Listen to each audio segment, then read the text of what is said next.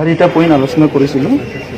প্ৰথমে হৈছে যিটো লেণ্ড পাৰ্মিশ্যন, লেণ্ড ট্ৰেন্সফাৰ, ইয়াৰ কাৰণে এটা SOP প্ৰিন্সিপাল ছেক্ৰেটাৰীক বনাব দিয়া হৈছে আৰু তেখেতে বনাই দিব আৰু সোনকালে লেণ্ড ইছ্যুবিলাক ৰিজল্ভ কৰাৰ কাৰণে চেক কৰা হৈছে।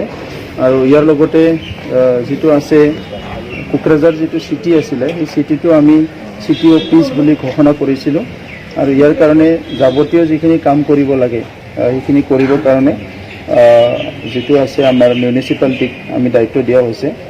আৰু ইয়াৰ লগতে আসামৰ যিটো আঁচনি হিচাপে অৰুণোদয় আৰু চায়াম যিটো স্কিম আছে, এই দুটা আঁচনি আমাৰ তাত প্ৰপাৰলি ইমপ্লিমেণ্ট কৰাৰ কাৰণে আমি কিছুমান ডিচিশ্যন লোৱা হৈছে। আৰু ইয়াৰ লগতে এটা ডিচিশ্যন আমি লৈছোঁ যে যিটো BTR একৰ্ড, যিটো সকলোৰে এটা আশা আকাংক্ষাৰ এটা একৰ্ড হয়, তো সেই একৰ্ডটো অতি শীঘ্ৰে ৰূপায়ণ হ'ব লাগে। তো সেইকাৰণে আমাৰ ফাৰ্ষ্ট আমি যিটো কাউন্সিল কেবিনেটখিনি বহিছিলোঁ, তাত আমি এই ডিচিশ্যনটো লৈছোঁ কি আসাম গভৰ্ণমেণ্ট আৰু ভাৰত চৰকাৰক আমি পত্ৰ প্ৰেৰণ কৰিছোঁ। ইতিমধ্যে BTR একৰ্ড যিটো অতি শীঘ্ৰে ৰূপায়ণ কৰিব লাগে, ইমপ্লিমেণ্ট কৰিব লাগে। হাইকোৰ্টত কেছ দিয়াৰ ক্ষেত্ৰত আপুনি কি ইতিমধ্যে কামটো ৰাখিব হাইকোৰ্টে? নাই, হাইকোৰ্টত এইটো এনেই এটা টেনশ্যন ক্ৰিয়েট কৰাৰ কাৰণে কেছটো দিছে, কিন্তু এইটোৰ দ্বাৰা কাৰো একো লাভ নহয়, না টেনশ্যন ক্ৰিয়েট কৰিব পাৰিব। যিটো প্ৰচিডিউৰেল ফল্ডৰ কথা তেখেতসকলে কৈছে, এইটো 3 বছৰ তেখেতসকলে 3টা টাৰ্মছ অলৰেডি কৰি আহিছে। গতিকে ইয়াত যে ৰুল বনাব লাগে, ইয়াত যে মানে প্ৰচিডিউৰবিলাক বনাব লাগে, সেইটো আজিলৈকে তেখেতসকলে বনোৱা নাই। আৰু ইয়াত বেলেগকহে মানে এইটো আঙুলি দেখাবলৈ আহিছে, কিন্তু 17 বছৰ তেখেতসকলে কোনো ছিষ্টেমে বনোৱা নাই। তো আমিতো এতিয়া ছিষ্টেম বনামহে। আমি চৰকাৰত মানে অলৰেডি আমি দায়িত্ব লোৱাৰ পিছতে আমি এই ছিষ্টেমবিলাক বনাবলৈ আমি অলৰেডি ষ্টাৰ্ট কৰিছোঁ।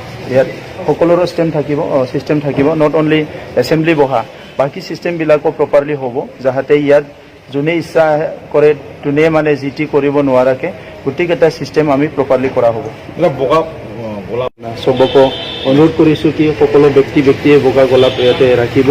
আৰু ইয়াৰ লগতে আমি আমাৰ গভৰ্ণমেণ্টৰ তৰফৰ পৰাও য'ত প্ৰয়োজন আমি সেইটো প্ৰভাইড কৰাৰ কাৰণে আলোচনা কৰি হৈ গ'ল।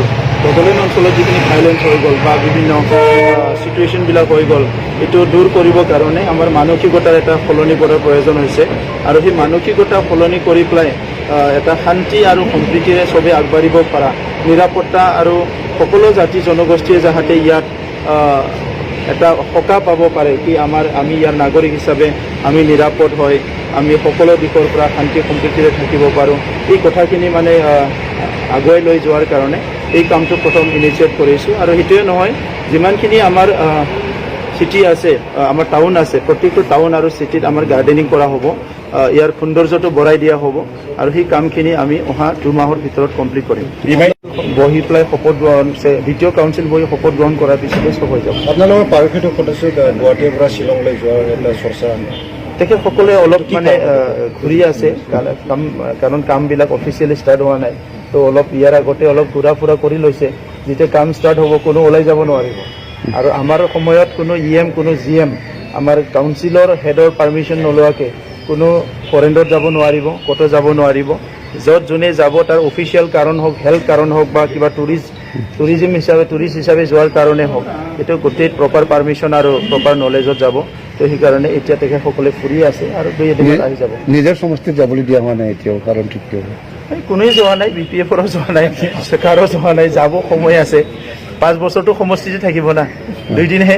এতিয়াতো ভয় নকৰোঁ, আৰু এতিয়াতো আৰু বেছি ভয় নাই, চৰকাৰ আমাৰে আহিলে আৰু কি ভয় লাগিব।